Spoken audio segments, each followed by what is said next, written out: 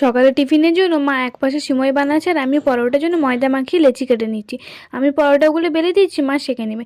আগে না রুটি গোল করার জন্য নিজের বেলনিটাকে ঘোরাতাম, তখন ভাবতাম বড়রা রুটি বেলার সময় রুটিগুলো গোল গোল কী করে ঘুরতে থাকে। হ্যাঁ, এখন যাই হোক নিজেই অনেকবার করার পরে করতে শিখে গেছি, পুরো গোলই হয় এখন। নিজের কাজ দেখলে নিজেই অবাক হয়ে যায় এখন। তো আমার সব পরোটা বেলা হয়ে গেছে, 3টে করে নিলে মায়েরও হয়ে যাবে।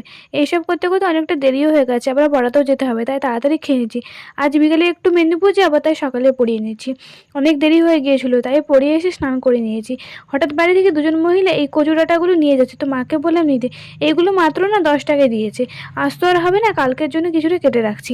তারপরে 3টে থেকে না আরেকটা পড়ানো ছিল, ওকে পড়িয়ে ঘরে এসে রেডি হয়ে বেরিয়ে পড়েছি মেদিনীপুরে যাওয়ার জন্য।